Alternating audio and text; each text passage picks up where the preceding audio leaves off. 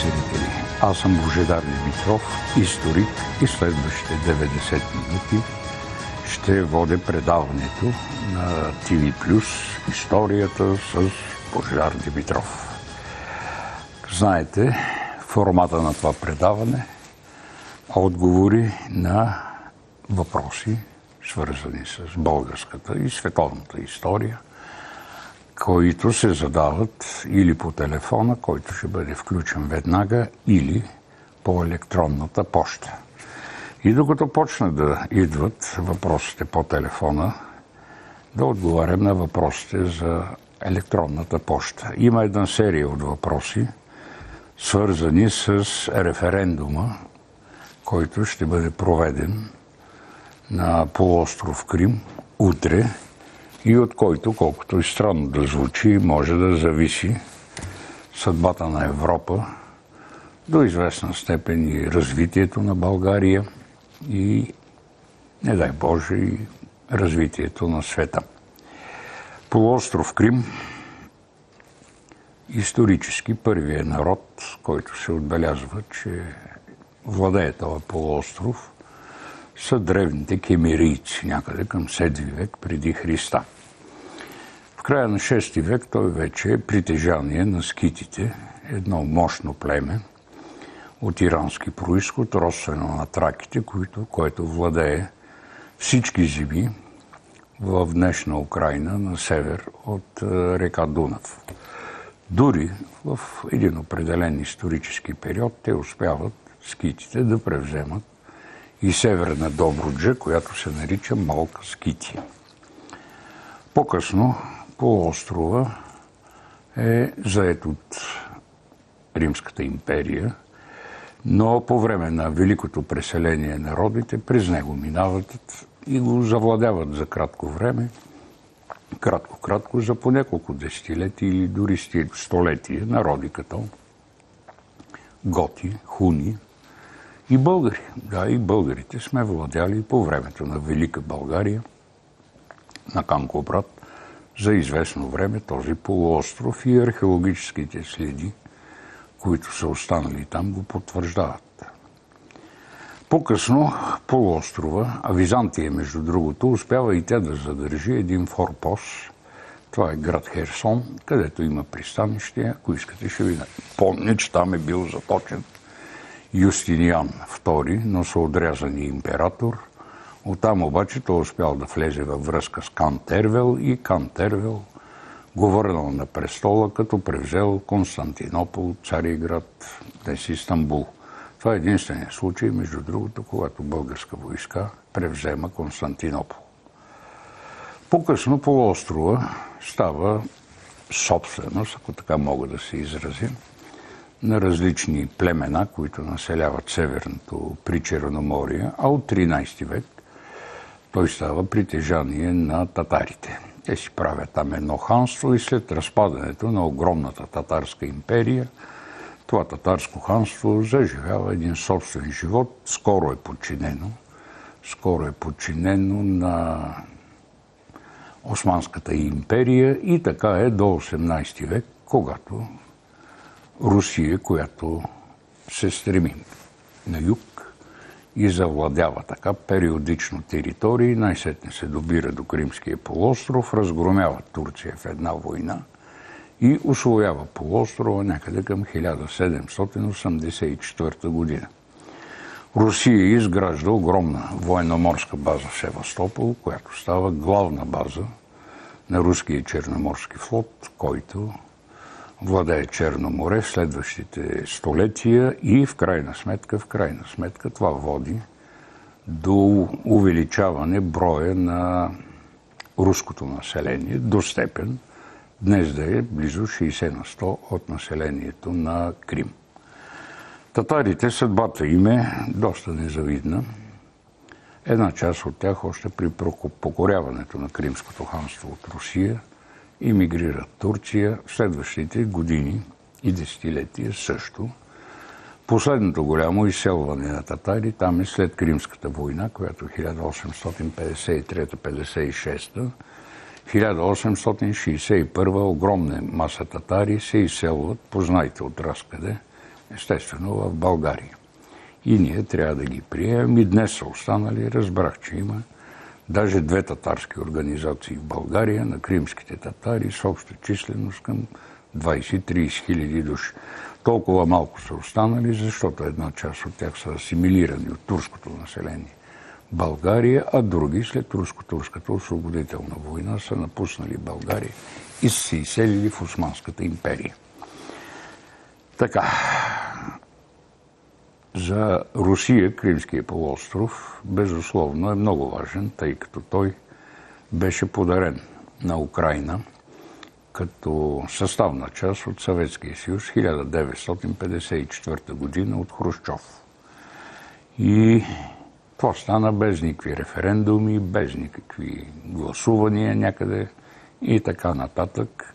Руснаците са чувствали винаги като фрустрация този случай, един тежък удар върху националното им самочувствие. И това чувство се усили особено много след като Крим. След като Украйна стана независима държава, когато Съветския съюз се разпадна. Те бяха големи противници на Елцин, че не води никакви преговори, поне тези територии, които очевидно не бяха украински. Той не поведе борба още тогава при преговорите с мирни средства да бъде разрешен въпрос. И така референдума сега ще определи към кого да бъде Крим. Аз веднага ви казвам, че предварително дори съм готов да се вхана с всеки от вас на бас. Дори без всякакви фалшификации, кримските руснаци ще гласуват и не само те, но и българите, които живеят там. Тези българи не са потомци на древните българи, а са българи, които са изселили първоначално в Бесарабия или по време на войната 1829 година, когато има мощна вълна от изселвания, български изселнически вълни. Една от тях е засегнала и Крим. Не успях да ви разкажа цялата история на полуострова с всички подробности в нея. Опряхме до референдума. Референдума, както казах, ще бъде спечелен най-вероятно от тези, които искат Крим да бъде самостоятелна държава, която да може да влезе в рамките на Руската федерация. И най-вероятно това ще стане. Какви ще бъдат последствията за Европа, света, не знам, казано честно, зависи от санкциите, които ще бъдат наложени на Русия. Света, както изглежда и както ви е известно, няма справедливост. Т.е. политиката не се ръководи от моралната категория справедливост, от историческа гледна точка. Присъединяването на Крим към Русия е нещо нормално, но в света се управлява от други закони, егоистичните закони на политиката. Да чуем първите двама зрители. Така. Ало? Добър ден. Добър ден. Николай Чезуров от Атина. Да. Преди няколко месеца ви питах за това дали в годините на управлението на Константин Асен България е включвала Вардарска Македония. Да. Вие ми отговорихте така доста общо. След предаването се зарових доста в интернет и в дебелите книги. Четох Пахимер, Акрополит, Никифор Григора. Четох какво пишат по темата гръцки, руски, сръбски историци. Всички пишат, че през 1246 година Йоан Ватаци овладява тази територия и тя остава в границите на Византия до 1282, когато започва сръбската експанзия на юг. Войните от 1254-56 и 1262-65 се водят за контрола на Родопите и Тракия. Въпросът ми е конкретен. На база на какви извори някои български историци твърдят, че Константин Асен присъединява към България Вардарска Македония или че не допуска никейците да я завладеят? Ако се базира само на факта, че той е скопски болярин, смятам, че това е недостатъчно. Спрете, разбрах идеята ви. Ще ви кажа. Нека да чуе другия зрител. Добър ден, господин Димитров. Добър ден. Слушах ви и си представям следната. Представете си и вие хипотетична ситуация. По-настоящем Турция, защото е сила икономическа, военна, превъзхождаща многократно България в тези отношения, по някакъв хипотетичен, пак казвам, начин, намери основания и доводи да наложи един референдум за присъединяване на северо-източна България към Турция. Вие как смятате, какъв би бил изхода от един такъв референдум в тези области? Но не това ми е въпроса. Преди няколко години, може би 10, имаше един документален филм. Българи отиваха да проследят съдбата, български екип от БНТ-1, мисля, беше, отида да проследи съдбата на български преселници в тези територии, румънските, заграбени след Втората световна война от Русия, от Съветския съюз. И изведнъж се натъкват на масови гробища на българи, които са починали в една и съща година, и изведнъж се разкрива страшната истина, че там се е повторил този украинския вариант. Гладомор се нарича гладната събитие. Дали знаете нещо повече вие по този въпрос? Защото този филм беше силно документален и той сигурно стои някъде в архивите на националната телевизия. Да, така е.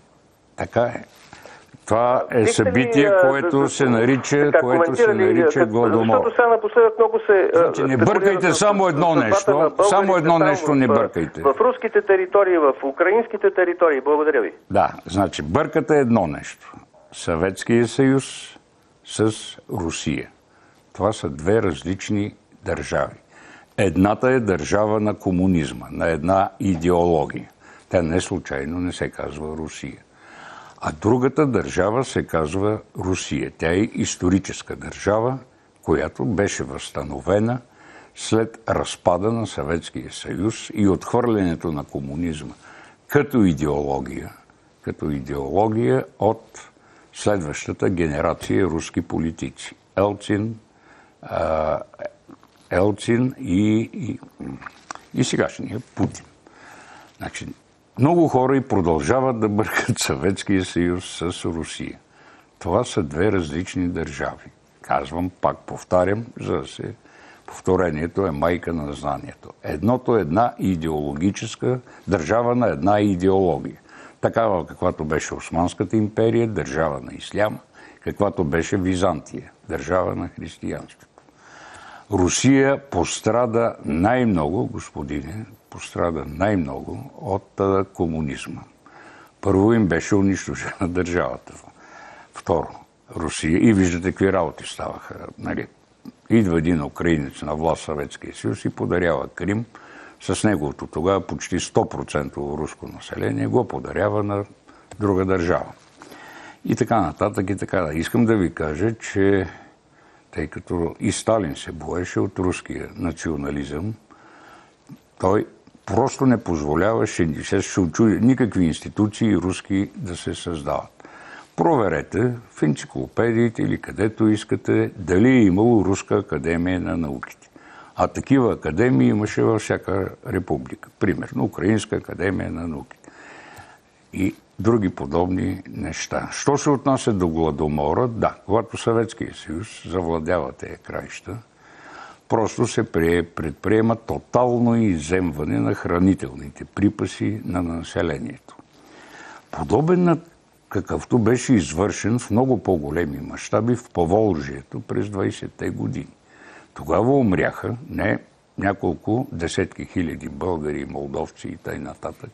Умряха няколко милиони руснаци, защото в Поволжието живеят руснаци. Ето още едно доказателство, че Съветския съюз беше причинен най-много беди на руснаците. Може би защото бяха и по-голямата част от населението. Така че не приписвайте Гладомора, при който филмите, знам кой ги е правил, моят режисьор, между другото, в миналото, в едно друго предаване, Константин Чакъров. Та Гладомора, както го наричат, хората са стигали до там, до човекоядство. Това е истина. Сега, на моят постоянен зрител Николай Тодоров. Да, в 1246 година, не цял, значи тогава границите не са като днешните. Вардарска Македония, която обхваща сегашните граници. Да, през 1246 година Егейска и южната част на днешна Вардарска Македония действително са отвоювани не от Византия. Тя още не е възстановена. Константинопол още е в ръцете на латинците. От един от наследниците, от претендиращите за наследство на Византия феодални образования. Но Константин Тих управлява Скопие като областен управител и цялата северна част на Македония. Той се противопоставя на византийците, успява да я запази, отбива и удара на сърбите и за това е избран за български цар. В този момент, 1256 година, когато загива Михаил Асен и Болярския съвет вече избира нов цар от друг род, така да се каже, тъй като царския род е изчерпен на асеневци. Именно за това той е избран, защото успява да отбрани една българска област с център в Скопие, Северна Македония. И затова е избран за български цар. Така, имало други двама зрители, да ги чуем. Ало? Ало? Да. Чувате ли ме? Да. Защото съм изключил телевизора. Аз искам пак по украински въпрос да задавам, но малко по-стар. Значи, Киевска Рус има връзка с Преслав. Олга и Светослав нямат ли връзка с Преслав?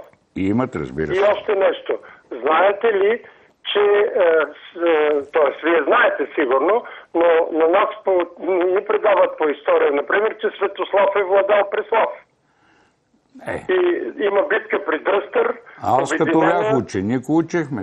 Ето нещо за този въпрос и още нещо. Знаете ли, че Светослав е имал титулата хан, заради това, че е владял хазарите? Това го прочетох в едни руски източници нови. Да, новите са стари, но староруските, там ведически направления. Благодаря ви, ще ви отговоря.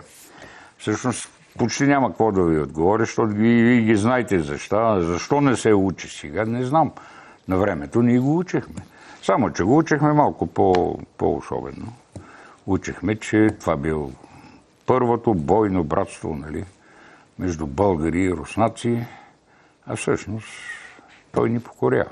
Но това е друга тема. Сега, нека да чуя другия зрител. Ало? Ало, добър ден. Добър ден. Обаждам се от Бяла Черква и въпросът ми е следния. Притежавам два вестника непосредствено след смъртта на Георги Димитров от 1949 година. Вестник Свят. Откъде са издавани тези вестници? Свят. Не пише ли там? Няма ли редакционно каре да пише къде са издавани? Не. Те отразяват смъртта и погребението на Георги Димитров от 9 и 16 юни 1949 година. Ето, записвам си, не мога да ви отговоря на въпроса в момента, признавам. Тъй като не съм чувал такъв вестник Свят. Но от следващия път аз ще имам вече един консултант, който през седмицата ще прави справки и ще мога да отговарям точно на такива въпроси, на които не знам отговор. Защото се случва от време на време да не знам отговора на някои въпроси. Не съм компютър, както казваше един зрител. Снимки на вашия сайт. Моля? Преди 2 седмици ви пратих снимки на вашия сайт от вестника. Не са ми ги дали. Нямах сътрудник, сега ще имам вече, да. Така, Киевска Рус, почвам да отговарям. Киевска Рус, да, имаме връзки. Имаме връзки, защото най-малкото граничим с нея. Нали? България, имайте предвид, е много голяма в тази епоха, достига до солните мини Величка в Краков. Те са били българска собственост. Ние им оказваме много ценно съдействие, но при приемането на християнството, след като ние го приемаме, в рамките на тогавашното мисионерство, всяка вече християнска държава се е чувствала задължена около нея, ако живеят езичници, да ги покръста. Имало и мисионери, които са покръстили една голяма част от руснаците, чието потомци живеят днес на територията на днешна Украйна, докато това най-сетне се официализирало в 988 година, но чрез Византия. Тъй като Византия вече тези краища на България вече ги притежава. Тя е взела просто български свещеници, български монаси, български книги и в Киев е покръстила, благодарение на тази Олга, също, която споменахте, и т.н. и т.н. Тоест, оказваме, руснаците не го отричат. Руснаците не го отричат. Отричаха го известно време или го премълчаваха, но в последните 2 години станаха много хубави неща. Първо, руският патриарх, като дойде в България, го заяви това нещо и ясно и твърдо, че от нас са получили и кръста, и писмото. И миналата година и министъра на културата на Русия го призна това нещо при официалното откриване на изложба в Москва. И общо взето това вече се налага и в руската историография. Защото това е истината. Истината може да се скрие за известно време, може да се премълчи, може да се фалшифицира, както става в Македония. Обаче, истината в крайна сметка побеждава. За вестниците вече казах, че не знам вестник Свят кога е излизал, как е излизал. На предната комунистическа епоха с опозицията е свършено. Някакъв опозиционен вестник да е бил вестник Свят, не знам. Тогава са излизали Работническо дело, Отечествен фронт, Народна младеж, такива вестници, нали? Пък вестник Свят може да е някакъв местен регионален. Забравих на един гражданин да отговори, защото тук виждам това. Какво ще стане референдум Североизточна България? Каква Североизточна България, господи? Какви са нейните граници? Референдума в Крим става в една определена територия, която обаче има статут. Този статут е на автономна република. Между другото, знаете ли, че сега ще става референдум и в Англия, в Великобритания. И този референдум касае, ако спечелят, разбира се, шотландците, ще си правят самостоятелна държава. този референдум ще бъде тази година. И днеска, ако разгънете днешните вестници и малко се поровите, ще видите малко съобщение, че Англия заявява, тъй като Великобритания вече няма да има, ще има Англия, Уелс, Северна Ирландия, или ако има Великобритания, ще бъде само те три области, да ги наречем, че Англия няма да си изтегли военните бази от Шотландия, което абсолютно повтаря историята с Крим. Там има с особен статут военно-морска база на Русия в Севастопол. Североизточна България област няма в България. Няма такава област, че да се прави там референдум. Ако все пак кажем, че примерно по река Янтра, така ако теглим една черта до Стара планина, тъй като общо взето това се разбира, Североизточна България, българите там са огромно мнозинство, господини. Само Варна, представете си колко българи има. В Русе и на други места. Турците като цяло са малцинство и те не са никъде в нито една българска област повече от 20, 30, 40%. Говоря за области географски, тъй като вие споменахте географска област. Но дори в административните области, които скоро ще станат 6 между другото, а не 27, както са сега, пак никъде турците нямат мнозинство. После мисля, че няма да гласуват една голяма част от тях да бъдат турска, да бъдат някаква автономна турска република. Защото няма да бъдат граждани на Европейския съюз. Както знаете, Турция скоро няма да стане, даже мисля, че никога няма да стане на Европейския съюз. Хубаво е да бъдеш гражданин на Европейския съюз, най-малкото, защото можеш да пътуваш в чужбина и да работиш там. А турците, новите в миналото, които са отишли, е друга работа, а турците не могат да правят това. Между другото, една от причините в Крим да гласуват няма да бъде толкова за Русия, няма да бъде толкова усещането, че са руснаци и трябва да бъдат към Русия, а колкото усещането, че ще получат 4 пъти по-големи заплати. Има една римска приказка, още от римската епоха, Уби бене, иби патрия. Където ми е добре, там ми е отечеството. Заплатите в Русия са 4 пъти по-големи от тези в Украйна. Един украински учител получава и един украински лекар получава около $500. 300 евро, колкото и в България. Докато там, в Русия, един учител и един лекар са с по $2000 заплата. Един мой приятел ми казваше от Македония. Ми казваше едно нещо. Ако заплатата в България бъде с 100 евро по-голяма от тази в Македония, всичките 1 милион и 200 хиляди македонци ще се пишат българи. И за съжаление, казвам за съжаление, защото ми се иска все пак някакво друго чувство да ги води към България. За съжаление, това е истината. Нека да чуем други двама зрители. Ало? Здравейте, господин Димитров.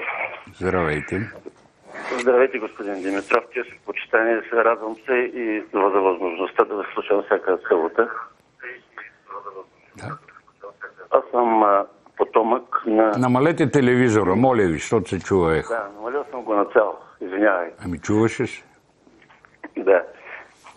Аз съм потомък на така наречените малоазиатски българи, за които, за разлика от тези, които са в Беломорието, твърде малко се знае.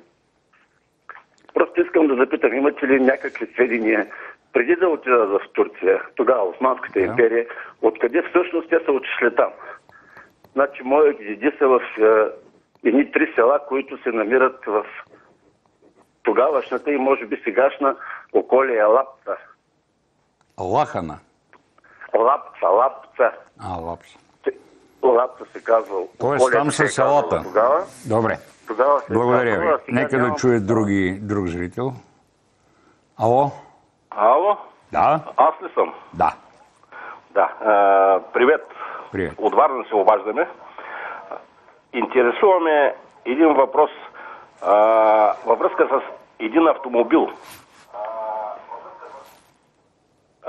на правоимащите. Доколкото знаем, вожда и учителя на българския народ се е возил в един автомобил Пакарт. Ако не бъркам марката. Пакарт. Така. И след промяната за този Пакарт писаха, че е нещо откраднато от музей или от склад ли и каква му е съдбата, защото след това се разчучи някъде в някаква държава, някакъв собственик диктува номера фабричен на шаси и двигател, аз го притежавам, след това го опровергаха, казаха, че не е верно. Каква е съдбата? Как го откраднаха, че никой не усети?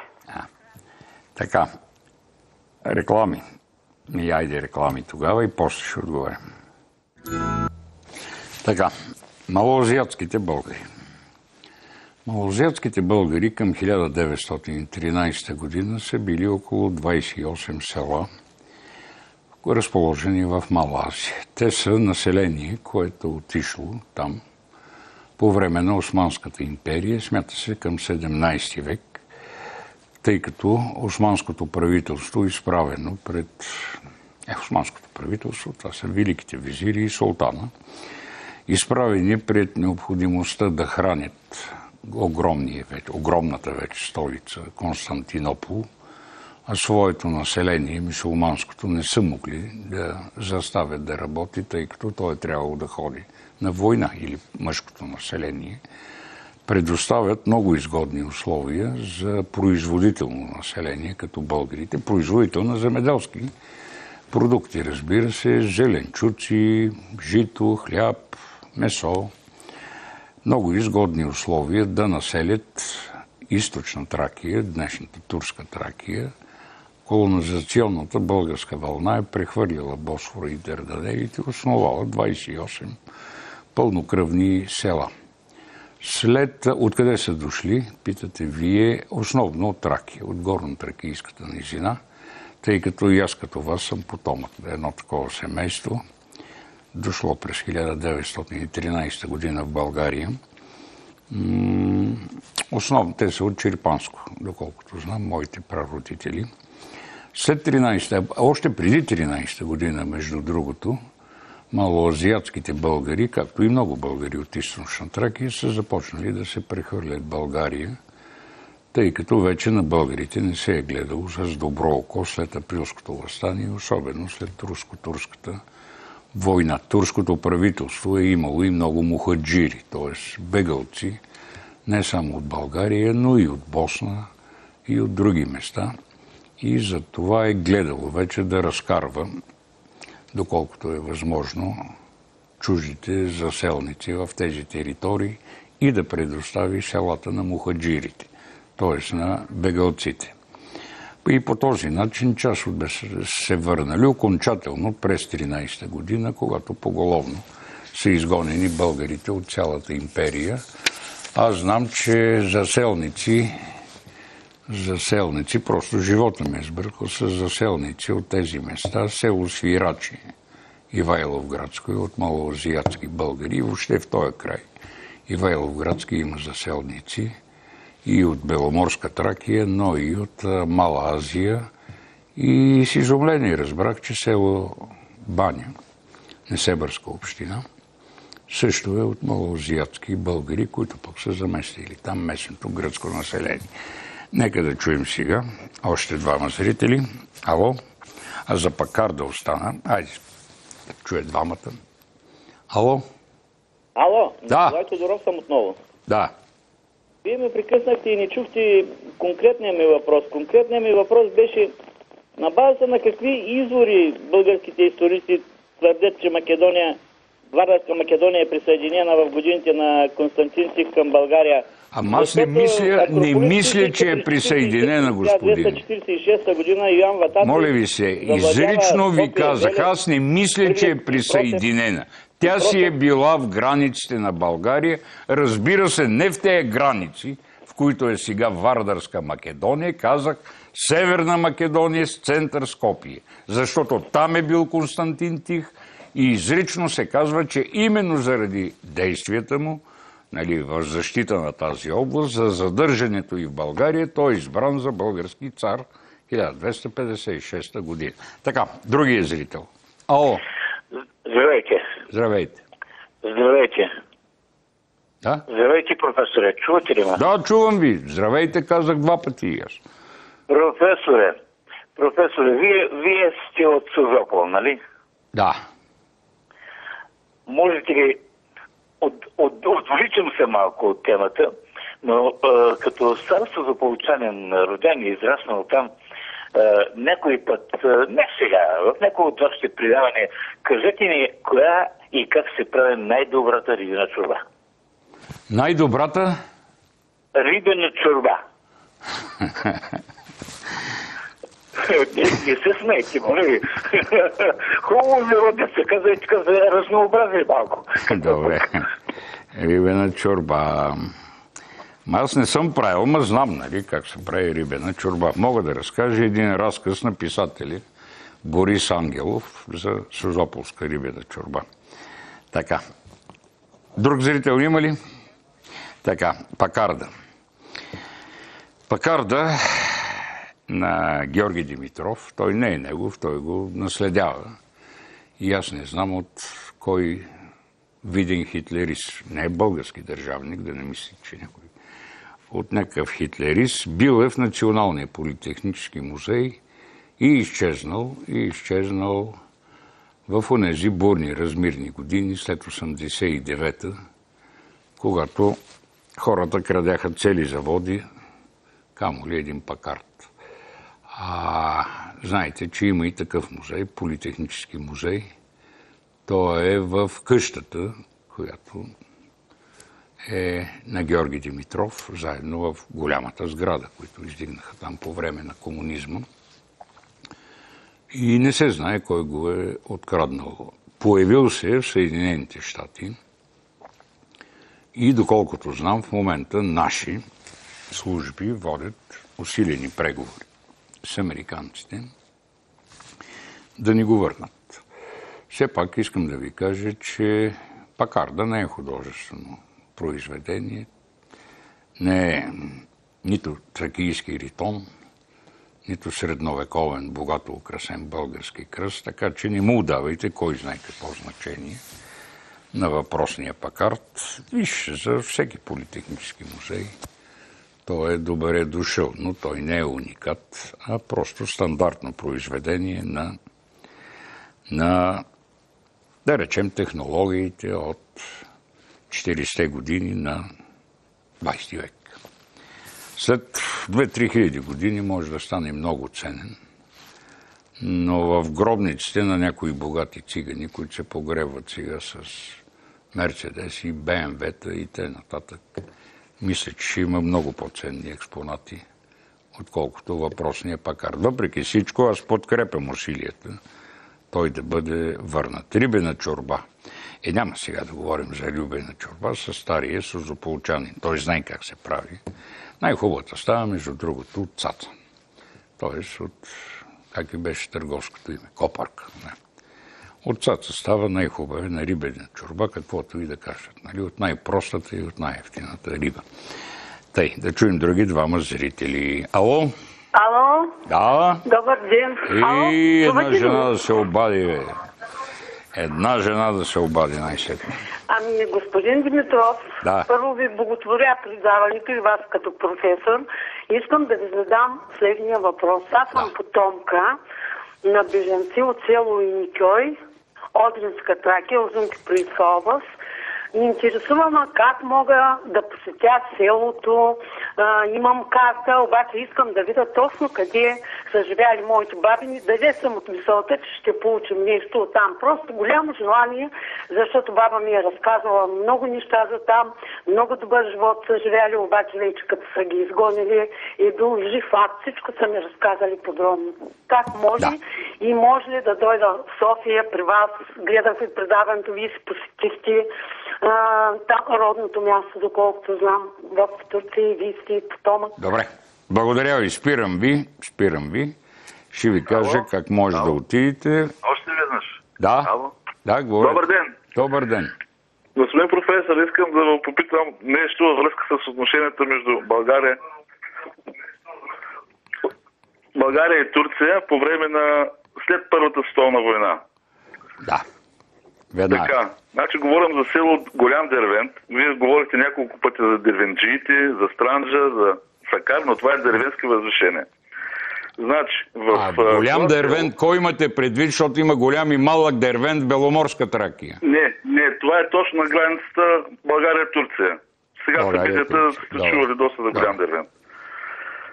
И какво искате да знаете за него? Дервент значи проход, предполагам, че има много села. Пазители на прохода, ясно, да. Значи въпросът ми е, какви са отношенията България-Турция и отношението специално на Стамбулийски, защото в селото, което ви говоря, по време на гръцко-турската война, гърците, когато се бият с турците, преминават в това българско село, предават се, оставят се оръжието, докато завърши примерно войната или докато завършила битката. Нещо малко повече да кажете. Знам за отношението на Стамбулийски спрямо Турция, подпомагала е малко по някакъв начин. Много. Така, нека сега да подговаря се. Еникьой. Ето като случая с Голям Дервент, аз посочих 2 села и ги знам, нали, просто защото има една книга от господин Шалапатов, беше зампредседател на Тракийското дружество, може би още е в Хасково, той е оттам, и е описал всички български села. Отгоре на всичко имам приятел, който живее в Ивайловград, но е от село Голям Дервент. Но ето, че има и друго село, Голям Дервент, който е на Сакарските възвишения, там където вероятно е пункта Лесово или някъде вляво или в дясно. Случая с Еникьой, за който ме пита госпожата, е същия. Еникьой, доколкото знам, е село в Беломорска Тракия. Там имало и концлагер по време на Втората световна война. Един от големите концлагери на тогаващата демократична, според някои, власт. Но нищо чудно да има и други Еникьой, защото просто Еникьой означава ново село. А ново село е пълно, включително и в България, и в Македония. Има, може би, 50-60 села, които знам с името Ново село. Така че не знам какво да я посъветвам, да не се е объркала, да питат, ако може, за кое село Еникьой става дума. И дали то е в Турция, или, тъй като Беломорска Тракия взима Гърция, твърде е възможно да става дума за това село. Тогава трябва да й дам съвет как да отиде в Гърция. Много лесно. Проходи има една лична карта. Ако имате лична кола или някой ваш роднина, просто отивате там. Но ако е в Турция, то най-вероятно пак се казва така. Еникьой, тъй като турците няма защо да сменят като гърците имената. Така че така стоят нещата. Какви са отношенията между България и Турция след Първата световна война? Разбира се, Турция отказва да подпише, както ви е известно, Версайската система от договори и затова става обект на агресия от страна на Гърция, Англия и Франция. Англия и Франция, между другото, помагат само с флот, но за турската войска в началото и е трудно да удържи източна Тракия, която е окупирана от Гърция и така е чак до 1922 година. Помня, че отговарях един въпрос. Има тук убит граничар край Резово от гръцки граничар. Как е възможно? И възможно. 4 години са държали тая територия. Правителството на Стамбулийски обаче помага изключително много на Кемал Ататюрк, който почва борбата в Мала Азия и постепенно се придвижва след едно поражение на гърците при река Сангария и успява да освободи както заетата от гърците Мала Азия, така и Истанбул, така и източна Тракия. Помагаме им с оръжие. Значи има огромно количество оръжие, тъй като българската армия достига 1 милион при време на Първата световна война. Това оръжие трябва да се разоръжим.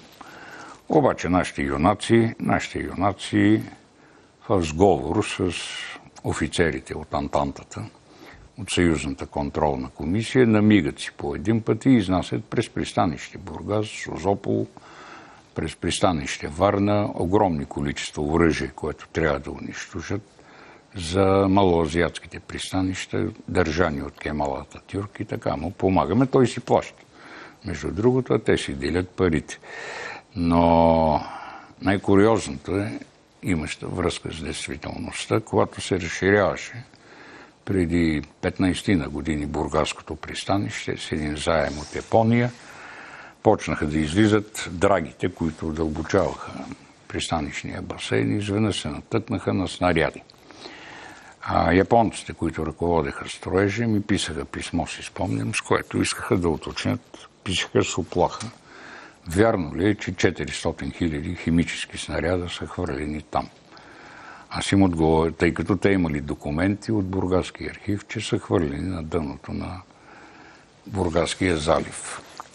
Аз им отговорих, че са хвърлени само няколко съндъка за пурлама пред гражданите да видят, че няма да намерят повече от 100 снаряда, но останалите са продадени на Турция по времето на Кемал Ататюрк. И така, това са отношенията в началото. 25-та година сключваме един договор с Кемал Ататюрк, след като вече твърдо установява властта си, с който той се задължава да плати обезщетения на тракийските бежанци, което не го прави и до сега Турция не го прави. Отношенията след 25-та година са така. Мирни отношения, между другото, но изпълнени с напрежение именно поради нерешените въпроси с тракийските бежанци. Нека да чуем други двама зрители. Ало? Ало? Да? Добър ден, господин Димитров. Добър ден. Да ви попитам относно един термин, който за съжаление използвахте и вие в предното предаване – турско робство. Е ли крайно време да се спре с тази спекулация, да се спре да се нарича така турска власт или както иска, или османска, или както иска там, просто се злоупотребява. Аз знам вашето отношение по въпроса и просто се изненадвам. И след като го знаете, защо? Да, не го употребявайте и обяснете веднъж за винаги на тези хора за какво става дума, че такова нещо. Винаги не може, защото съм давал стотици обяснения. Един са стотици, десетки е точно. И е вярно. Да, искам само един въпрос още във връзка с това да ви кажа. Веднъж гледах по Мисля, че по БНТ 2 бяха събрани 3 професори наши видни. Единият беше Рашев, мисля, че покойният Бакалов, не съм сигурен за третия. И на въпрос, свързан с така нареченото турско робство, кога ще се узнае истината, де-факто за този период от нашата история, те отговориха, че тъй като българският народ не е бил подготвен в момента, след 20-30 години, евентуално, щяло да му се обясни, че въобще не става дума за това, което е пишело в читанките и така нататък. Благодаря. Да, нека да чуе другия зрител. Прекъснал другия зрител, нищо, да. Значи, термин на турско робство, много пъти съм казвал, е емоционален термин. Емоционален термин, иначе в юридически смисъл, зависи как говориш. Дали говориш по време на някоя публицистична дискусия или пишеш строго научна книга. В строго научна книга няма как да напишеш, че българите са били роби, като американските негри, да речем, и то до много късна епоха, до средата на 19 век, тъй като никога не сме били с този статут робски, но сме подложени на много силна верска и народностна оттам дискриминация, тъй като по простата причина, че империята, държавата, в която живеем, е държава на исляма. Мюсюлманин ли си, дори да си българин, имаш големи права. Един куп българи съм открил велики визири. Последния, който открих, 1571, Мехмед, който е четвърти визир, т.е. член на правителството. Те всички са еднакви. Има един вице-премиер или великият визир, всъщност е председател на Министерския съвет. Т.е. има много българи, но те трябва да бъдат мюсюлмани. Българите нямат право да заемат християни, каквато и да е длъжност в империя. От най-ниската, околийски управител, да речем, или лейтенант в армията, чак до най-горе. Това е с термина турско робство. Юридически не отговаря, но от гледна точка на емоции, при публицистика може и да се употребя. Най-вероятно нещо съм бил емоционално възбуден. И сега ще ви кажа нещо, ако искате, може да го проверите, като отидете в Албания. Бях в град Берат, град построен от българите, от Елемак е бил там управител, аз живея на улица Елемак, много го славим, тъй като той е един от последните. Паднал, предал се на византийците, 1019 година чак. И там екскурзоводката си води разказа, нищо лошо, вероятно, не изпитва момичето, просто това и е написано. И там е написано следното. Тази крепост и църквите в нея са построени по време на 500 годишното българско робство над албанския народ. Аз примигах 2 пъти, но при една друга екскурзоводна беседа на друго място чух абсолютно същото. Българско робство. Така че ако това ви задоволява самолюбието, има народи, които смятат, че са били 500 години под българско робство.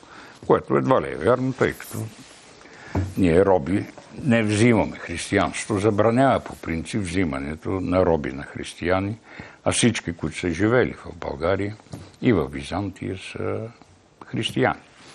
Така, имало 2 зрители. Ало? Добър ден. Добър ден. Повлиява ли руско-турската освободителна война 1877-8 година върху статута на Крим по някакъв начин? Не.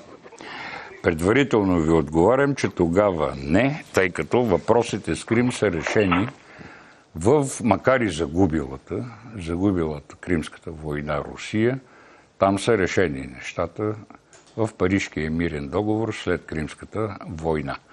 А те са благоприятни за Русия. Въпреки че печелят войната, англичани, французи и турци се изтеглят от полуострова и прибират със себе си голяма част от кримските татари, които помагали им по време на войната, съвършено очевидно, че няма да бъдат третирани добре и се урежда въпроса как точно ще се махат кримските татари оттам. Още един зрител, ало? Ало? Да. Провокираме този предния зрител, на колкото обяснихте за робството. По принцип се прав, съгласен съм, но мисля, че емоциите тук ние трябва да си ги поддържаме и затова предлагам романа на Иван Вазов Поджигото, да не се казва Поджигото, ами по време на соарето нали, на банкета, така да се каже. Сега, никой не говори за соаре, господине. Никой не говори за соаре. За присъствие, когато излезе термина присъствие, го размазахме буквално за година-две и тогава той не се е употребявал. И в интерес на истината, или нескромно, аз бях един от най-гръмогласните против този термин – турско присъствие. Но и турско робство ще ми харесва, не ми харесва и ще ви кажа защо. Първо, защото не е верно. В юридически смисъл на думата. Но от друга страна, значи, комплекс за малоценност е да твърдиш, че баба ти и дядо ти са били роби. Когато те не са били роби. Роб е нещо много унизително, господине. Роб е, значи баба ти, да речем, няма никакви права. Идва турчина, фаща и не знам какво да кажа, че да не глуби телевизията. Сем начуква е, да речем, когато си иска и тя безропотно търпи. Такива работи не са ставали в България. Ако станат, все пак, след 2 седмици главата на турчина, който е направил това, няма.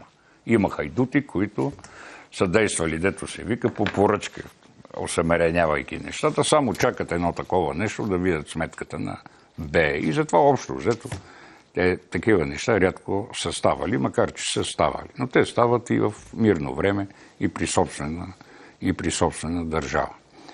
Така че, ако вие имате комплекс, ако много искате да сте били роб някога, вашия род да е бил робски, ваша си работа, но не си налагайте мнението на другите. Защото аз съм от Странджа, защото знам, че в Странджа турчин, 66 български села има в Странджа, нито едно турско, през всичките 500 години. Защото знам, че те са били дервенджи и войници, затова няма турци в селата им, че са били въоръжени до зъби и не са прощавали на никой.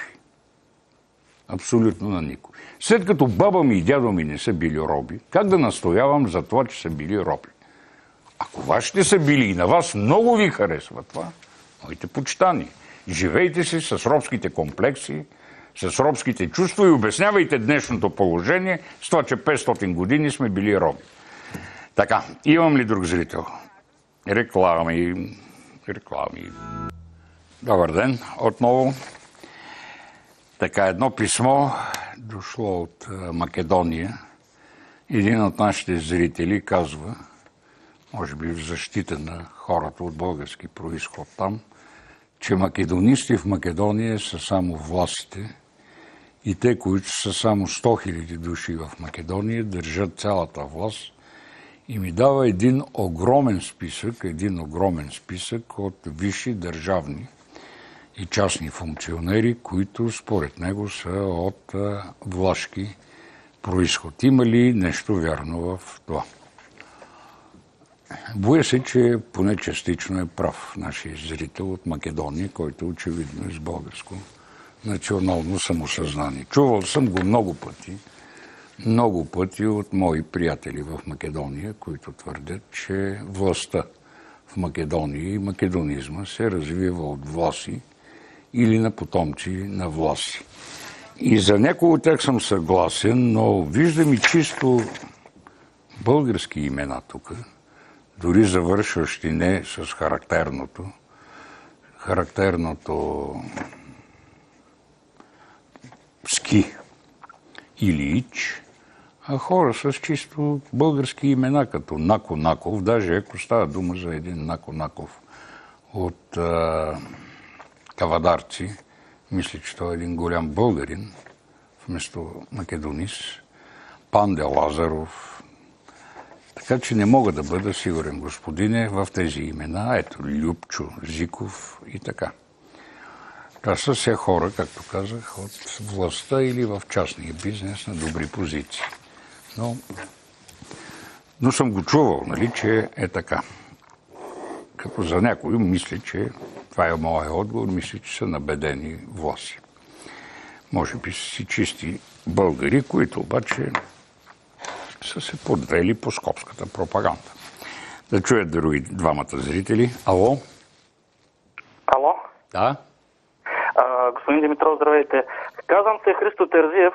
Дядо ми е от село Малък Дервент. И се ядосах от това ваше твърдение, което казахте преди малко, че няма робство, не са изнасилвали жените. Значи на дядо ми, баща му, са му отрезли главата 13-та година турците и са ги прогонили с 2 малки деца, като бежанци да навлязат в на мене баба ми и дядо ми, господине, са им отрязани главите в село Сатъкьой. На прадядо ми казвам. На прадядо ми казва се Поп Пателов. А на мен дядо ми. Книгата на професор Милетич, ако знаете тази книга. Моля? Издавал съм. Нищо чудно да сте чели моето издание. Лошо ви чувам нещо, не знам.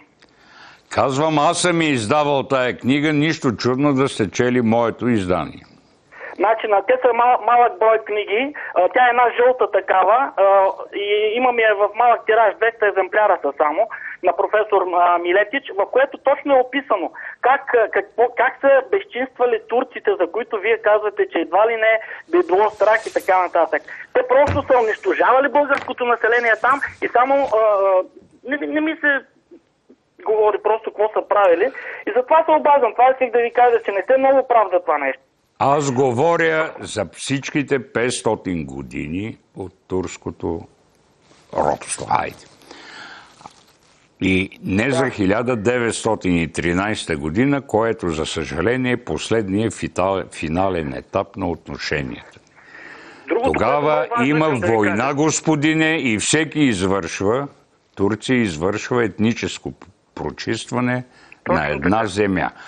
Това обаче не е характерно за всичките 500 години. При въстание наше, дали ще бъде Чипровското въстание, дали ще бъде първото и второ Турновско въстание, това става. Да, съгласен съм, масово избиване на въстаналото население, но аз ви говоря за времената, цялостните времена на Османската империя.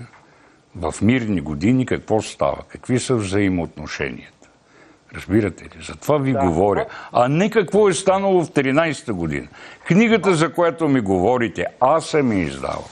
С пари на Националния музей 2003 година. След това имаше още издания вече от Тракийски институт, от други хора и тъйна. Но аз се издадах в мазов тираж, точно жълта, с твърди корици, и това си остава най-доброто издание. Аз не казвам, че такива работи не са ставали. Но заради това да наречем турско робство, защото робство наистина няма в юридически, запомнете, смисъл на думата. Знам, че много хора не могат да ме разберат, знам, че губя в момента много фенове, но аз трябва да бъда верен на историческата истина. Не мога да кажа, че сме били роби. Не е продаван дядо ти, заклане. Това е друго. Но не е продаван като човек от там на там. Нито баба ти е продавана. Разбирате ли какво искам да кажа? Защото негрите в Америка са ги продавали като стока. Руските крепостни селени, между другото, статута им не се е различавал много от робския статут. Един помещик може да ги изиграе на карти и цялото село, ако го е спечелил той от Воронежка, другия, който е спечелил от Тамбовска губерния, дига се цялото село и се премества там. Те са също почти роби, макар че това е все пак друг статут. Крепостни селени. Но ние не сме били нито крепостни селени, нито роби. Все пак, ако ви харесва да имате прадеди роби, чудесно, казах го и на другия. Не става въпрос за роби. Живейте си с робския менталитет и с робското чувство. Още само нещо да ви кажа преди да прекъснете. Много важно нещо. Много важно. Значи бях в село Малък Дервент, родното село на прадядо ми, и се оказа, че всички български паметници в гробището са извадени и натрупани на една камара отвън. Точно така е. Разбирате ли? Да, така е. Просто всичко там се унищожава, всички следи български се унищожават. Защо да, така е. Не е само там. Това са гърци там, би трябвало да са гърци вече. Не е само там, господине, не е само там. В Гърция, в Турция, в Македония се унищожават. Така е.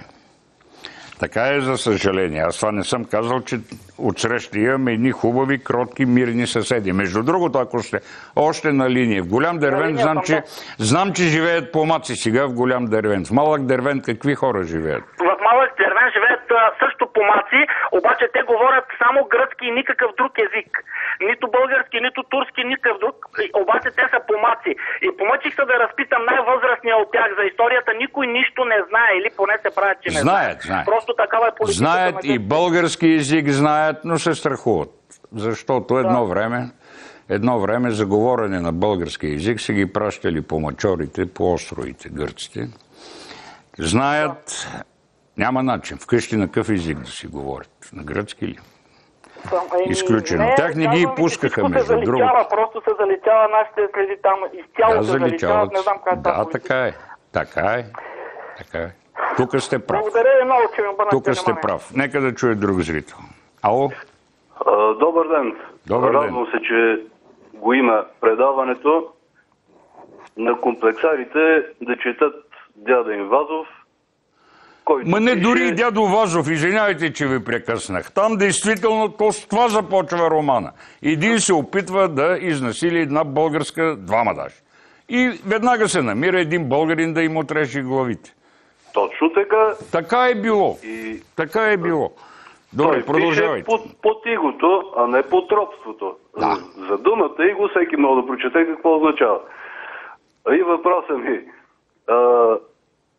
Колко археолози всяка година излизат от вузовете и какво правят точно, колко са в момента действащи в България и защо в Западна България, Пернишко примерно, никой не си мърда пръста, само иманярите, за тях няма сезон, няма зима, няма пролет, няма лято, дъжд, сняг и така нататък. Всеки връх, всеки баир е разровен. Добре, ясно да ви отговоря. Няма нужда от повече. Веднага ще ви кажа. Археолози много.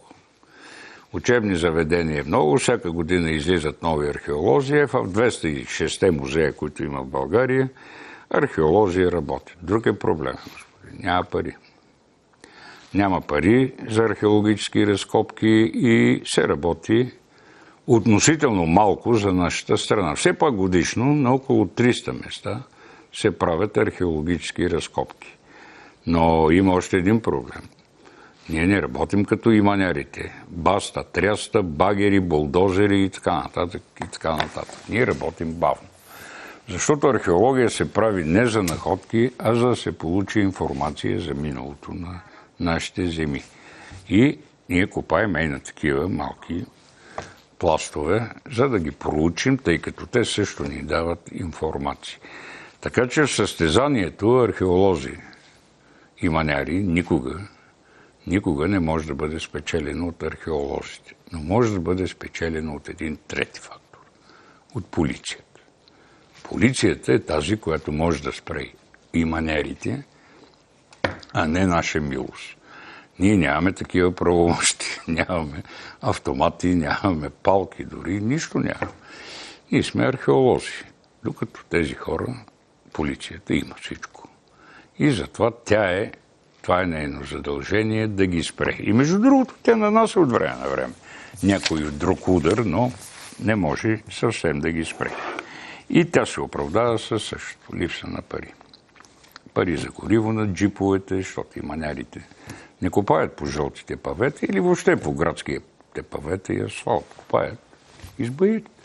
Избаирите, както известно, да може да ги фаднеш, трябва да имаш джип с висока проходимост, защото там обикновено няма и пътища. Такива работи няма. Имаме ли други зрители? Господин Димитров, добър ден. Да. Искам да го попитам първо, кои са хазарите? И второ да кажа, че правилният отговор според мен е отоманско господство. И защо Истанбул 1930 година се казва Истанбул български, както ни викат Българистан. Това е, благодаря ви. И аз ви благодаря. Другия зрител? Ало? Да. Ало? Да. Ало? Добър ден. Добър. Много се извинявам, че... Ало? Чувате ли ме сега? Чувам ви, бе. Обажда се Иван Василев Стонев, понеже е края на вашето предаване. Искам да опитам, верно ли е, че в края на нашето робство Тоест, просто както и така го военно-славство улиците у нас, то Русия е наричала нашите български славяни в Украина, че са били малоруси като тези в Украина. Не. Не Не е вярно. Значи не е вярно, извинявайте. Не е вярно. Сега, хазарите.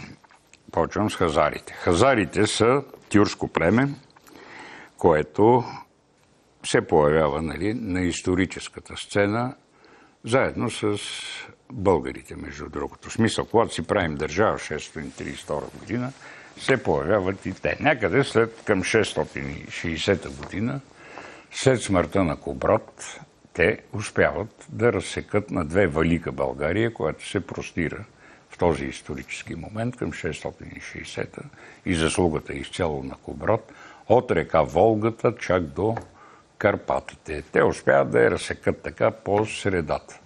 Но куриозно е, че те приемат, ако щете вярвайте, ако щете не вярвайте, юдейската вяра. Това е единственият успех на евреите, между другото, по отношение на някакъв друг народ. Ако не бъркаме, с етиопците. Част от етиопците, днес познати под името фалаши, също приемат юдейската вяра. Хазарите успяват да създадат, макар и за кратко време, една голяма империя в тази зона на света, които днес наричаме Евразия, и за тяхно съжаление по-късно изчезва така в бурята на историческите събития. Куриозното е, че все още на територията на Русия, в Прикавказието, има около 100 000 хазари. И така си се водят хазари, които са частично юдеи, частично вече са приели други религии. Как са ни наричали руснаците? Как сме в имперска Русия? Не сме. Не ни наричат малоруси. Малоруси се наричат украинците. Или част от украинците. Докато ние се наричаме българи във всички руски документи. Абсолютно във всички. Българи. Като българи са приемани, деца или юноши по-скоро в офицерските училища, като българи са се водили и прочее.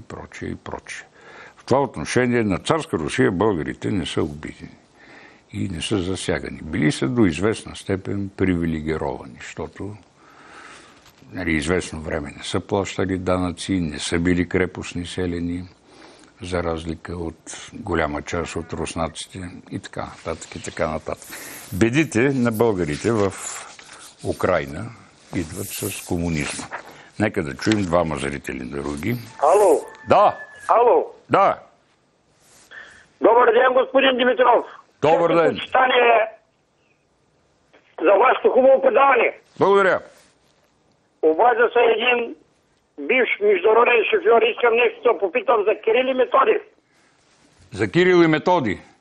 Да. Какво точно? След като Кирил е бил починал, Методи заминава за Пасало. Да. Ало, чувате ли ме? Да, чувам ви.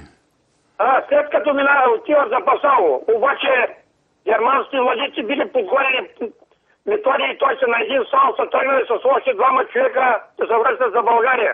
Обаче къде е починал? Защото между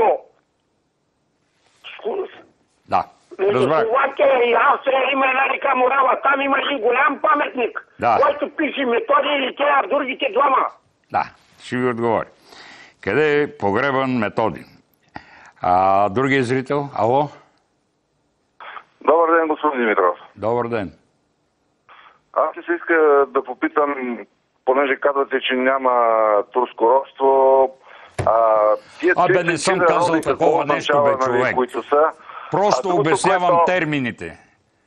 Отчайвайте ме, моите зрители, някой от вас. В коя друга държава са взимали кръвен данък? Кръвен данък, в коя друга държава са взимали малките деца и са ги правили ричари. Това какво е? Или самите българи са си давали децата с радост и с песни на турците да ги правят ричари? Не. Знаете ли в коя година е отменен кръвния данък? И защо? Не знам. 1632 година, т.е. много рано. И знаете ли защо? Защото са установили, че българите тази българска корупция.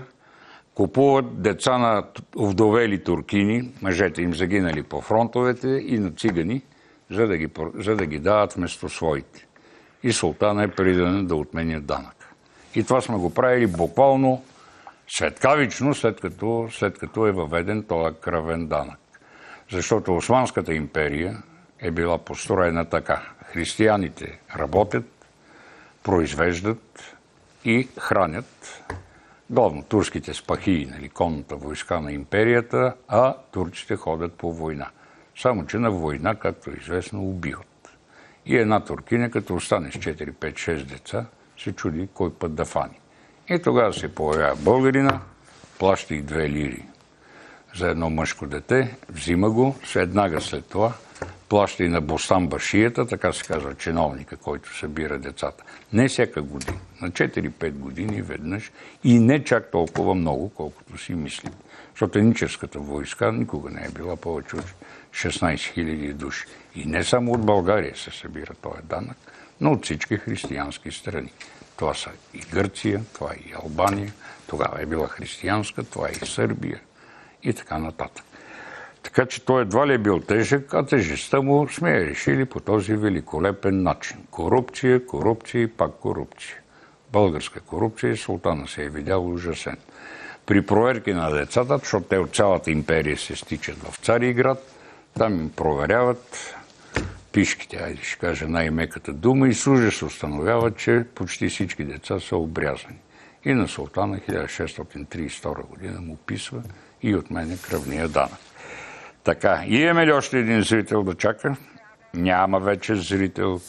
А те оставали без това само 3 минути. Така, чакайте, че имаш един интересен въпрос, пак от Македония. Да. Самуил, родословно дърво. Вярно ли, че е арменец? Пита един наш зрител. Той е български цар. Преди всичко. Значи, ако някой спекулира с това, че може би някой да е арменец, сърбин, Константин Тих, да, половин сърбин, но е бил български цар. Арменец, да, майка му носи арменско име. И може да се сметне, че Самуил е половин арменец, но това нищо не означава.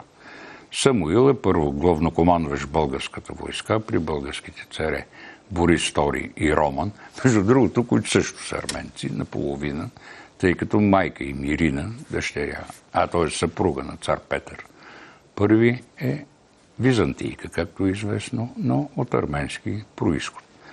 Така че няма нищо лошо в това. Даже Армения може да се гордее, че ни е дала една съпруга на един български комит Никола, от който се е родил Самуил, един достоен български владетел, който тази година ще честваме 1000 години от смъртта му. И така, предполагам, че 3 минути свършиха. Довиждане, драги зрители, до следващата събота.